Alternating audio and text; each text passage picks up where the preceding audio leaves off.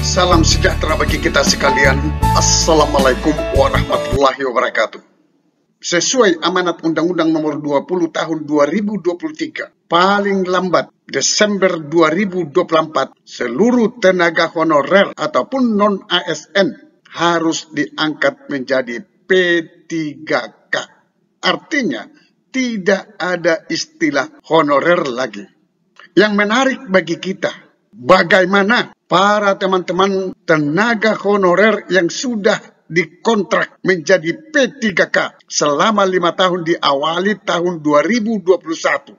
Berarti kontraknya berakhir di 2025. Apakah kontrak P3K dapat di stop ataupun tidak diperpanjang di tahun 2025? Sementara di tahun 2025 tidak ada lagi istilah honorer. Mari kita simak jawaban dari Kemenpan RB dan Kemenkeu pada saat rapat koordinasi penataan non-ASN tanggal 24 Juni 2024 di Bekasi. Inilah jawaban dari Kemenpan RB dan Kemenkeu. Mari kita simak bersama. Nah, kemudian yang kedua, silakan Ibu Kepala BKPSDM Kabupaten Banjar, Ibu Dr. Erni. Bismillahirrahmanirrahim. Assalamualaikum warahmatullahi wabarakatuh. Izin terkait dengan P3K di Kabupaten Banjar untuk 2024 ini ada 1.200 sesuai dengan kemampuan daerah, Pak. Padahal kebutuhan kita itu dihitung adalah 3.000 lebih. Tapi karena belanja daerah kami, belanja pegawainya sudah di angka 34%. Jadi kita membatasi itu. Yang ingin kami tanyakan di sini terkait dengan P3K yang nanti 2025 itu selesai kontraknya, Pak. Kebetulan kami di Kabupaten Banjar kontrak P3K itu 5 tahun. 5 tahun dan nanti 2025 itu selesai.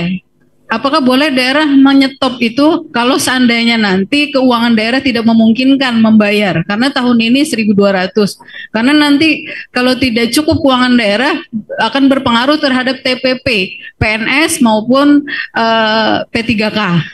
Jadi ini yang kami minta informasi dari baik itu dari Menpan maupun dari Kemendagri. Karena kalau sesuai kebutuhan banyak sekali, Pak, kebutuhan pegawai di daerah kami. Sekitar 3.000 lebih, sedangkan kemampuan hanya di angka 1.200. Demikian, terima kasih. Assalamualaikum warahmatullahi wabarakatuh. Waalaikumsalam. Terima kasih, Ibu. Terus yang berikutnya kaitannya dengan P3K 2025. Sudah selesai. Mungkin ini ke Pak Fernando ya, Pak, kaitannya dengan anggarannya tidak ada, gitu kan? Anggaran tidak ada, apakah daerah boleh stop, gitu? Karena tadi kan Bapak ada prinsip itu ya Pak, pengangkatannya harus memperhatikan tadi kemampuan keuangan daerah gitu. Dari Bu Gaben, Bu Erni, apakah P3K itu boleh di stop? Nah, P3K baik yang penuh waktu maupun paruh waktu, kalau di P3K PP49 itu kan basisnya kontrak. Nah, ya kalau kontrak itu kan bisa selesai, bisa diperpanjang kan begitu. Jadi prinsipnya kalau sesuai dengan ketentuan peraturan perundang-undangan, kontrak itu ketika selesai ya boleh selesai dan boleh diperpanjang begitu. Bu Moderator, terima kasih. Ya, terima kasih. Amin, Pak. Bu Direktur, Ibu Moderator ya. Terima kasih Pak atas jawabannya. Saya rasa mungkin sudah jelas. Mungkin boleh Pak ditambahkan dari Pak Fernando kaitannya tadi dengan anggaran itu Pak. Baik, saya tidak mau masuk ke ranah bagaimana P3K, bagaimana mekanisme rekrutmen. Saya hanya dari aspek kemampuan keuangan daerah. Artinya, kembali ke prinsip dasar. Berdasarkan kebutuhan dan kemampuan. Saya setuju Bu, kemampuan Ibu 1.000, kebutuhan Ibu 1.000. Walaupun pertanyaan saya, apakah itu benar-benar kebutuhan? Tadi data dari Pak Suryo jelas mengatakan dibutuhkan berapa, diusulkannya lebih. Apakah memang daerah kurang terinformasi dengan baik kalau P3K itu akan jadi beban APBD? Sehingga usulannya, udah usul aja lah. Pak, kita butuhnya 1.000 Pak. Udah usulkannya 5.000 tambah daun ini. Nah, apakah terinformasi dengan baik? izin Bapak Ibu, ini bukan di Kalimantan, daerah lain ya. BPKAD, BPKSDM, BPKSDM itu dengan BPKAD keuangan masing-masing kurang koordinasi dalam pengangkatan P3K.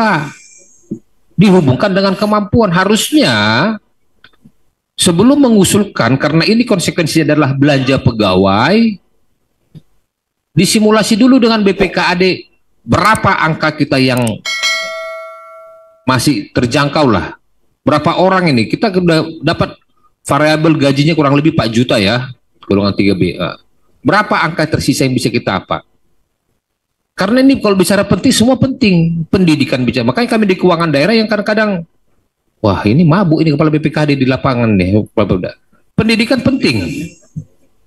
Punya regulasi sendiri. Kesehatan penting. Punya regulasi sendiri. Desa juga penting. Punya regulasi sendiri.